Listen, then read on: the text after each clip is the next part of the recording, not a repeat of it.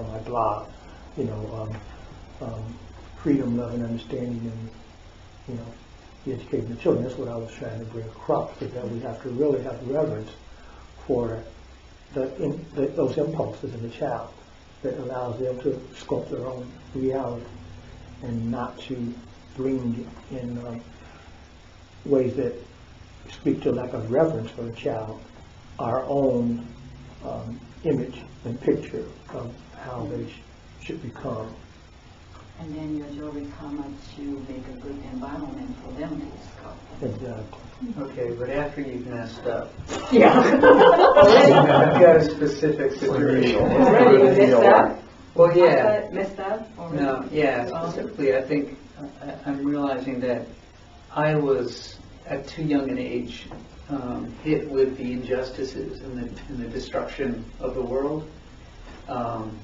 And I took that in a way that I think when you were talking about the neurological kind of, the control that this paramount force, I can relate to that. And I think I did the same thing with Elias and woke him up to those, the injustices of the world too young. Right. So now what? Is there any remedial work that you can do to kind of free him? Or it really is. It's the same work. I mean, this situation exists. So now, as we all, to a certain degree, and some greater than others, we have personality that we are pushing out against the world in.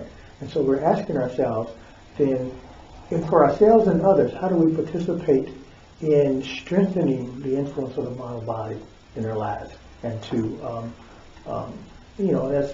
that's unique in some of the ways are, through the rhythmic, through the artistic work, but it really has to do with, I think Andrea was sort of talking about this earlier, this ideal that in every interaction with another human being, what we can do is create a relationship where we require them to bring their capacities forward that are going to help the liveliness of spirit in the world. We don't need to control them. We only going to say in this relationship, this is the capacity you need to bring forward to, in this relationship. They may go away. We don't try to control their skill level. They can go away and they can do whatever they want to. But in this relationship, that's where we're gonna be working out of that liveliness. Let me see if I can make a specific example. Well, the specific example Fred was giving this morning had to do with a young man who would be coming and expecting to get certain gifts from Fred out of who they are, out of their lack of reverence or lack of appreciation for bringing anything forward to that gifting. And then the question is that then, what do I require in a relationship? For that to be a gifting relationship, I can have requirements too. I can say, oh God, I had an example of it too with Karen today. She has a person she works with who has this personality that totally flows over everybody else. And the thing is, she needed to say in this relationship, before we start having a conversation, these things have to happen first.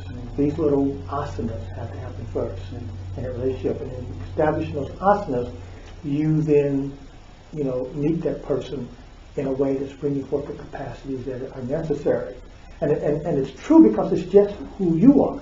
See, this is what I require in this relationship. And it's not like I require you go away. I require control over your life. But I require this in this moment, And therefore, you at least, provide one opportunity for the person to bring that resource forward. And if there's a relationship, they will for that moment.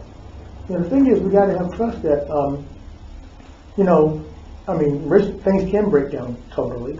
But in most cases, most people that we are talking about who are loved ones and things like that, are friends, that relationship is safe in saying, this is who I am, this is where I stand. This is what I require. Except when I am doing that to control you after the moment. That's when it steps over the boundary. If I say, I'm trying in this thing to control you when we leave this moment, then it immediately becomes a little bit of a different thing, and you know, having real conflict. But if it doesn't control the person outside of that moment, then in most cases, something that can happen between you and that person. I mean, I've seen it in my own life. As long as I'm dealing with what's going on here and here, and I'm not trying to control what happens with you once you leave this moment, it's usually a place we can relate to. You know, it can be that ego exchange, as long as I'm not trying to control the person when they leave this moment. You know, so that's where you would look. But otherwise, this is grace. People at a certain point have to take up the practice.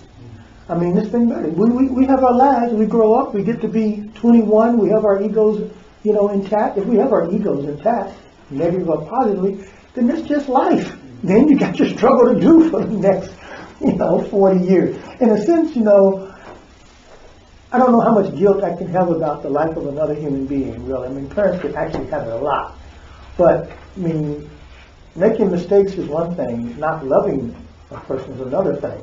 Otherwise, it's just the way life is, that at a certain point, you have to take up the rest of your development, and you've been given a lot of resources to do that, and you got to have a little bit of faith in it. It's grace, I mean, and it's true. I mean, I think it's like, in general, there are no evil human beings. I mean, I think I talked about this earlier.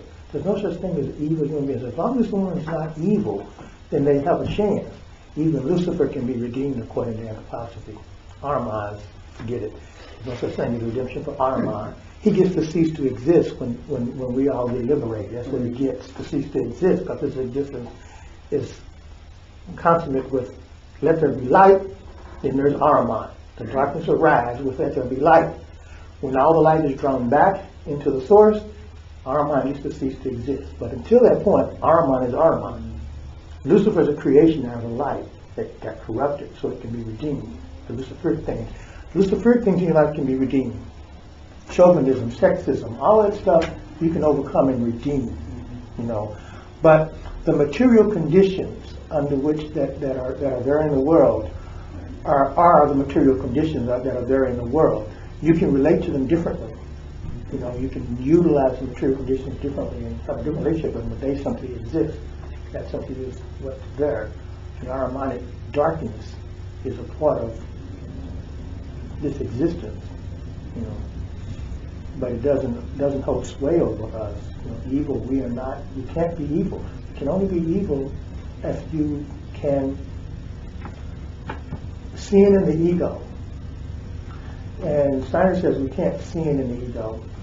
The sin is in the astral, in the desire body. Not in our intention, but in our desire body. That's where sin exists. And therefore, we aren't truly evil beings unless somehow we were able to. And what Lucifer and Armand, what they want to do is take your ego away and have your life in the desire body, in the lower body. They can't really corrupt it, but they can actually put your ego asleep. They can wake it up and take control over it in the sense critical to think, okay, you don't have to have any intention in the world. I've got it for you. And that's what happens, That's when all these left or right-wing passionate groups, Lucifer has said, I got it for you. You don't have to think anymore. I got it for you. Don't worry about it. Armand says, don't worry about where your next meal is coming from. I got it for you, Just, you don't need no intention in the world. And so we can go to sleep, and have our desires and drives taken care of by Armand and Lucifer.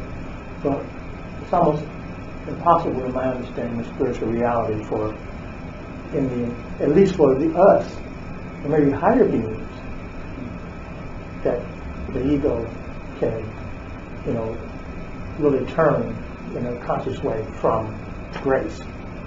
But we turn from grace in our astral body and our lower body, not through the ego. So we aren't evil.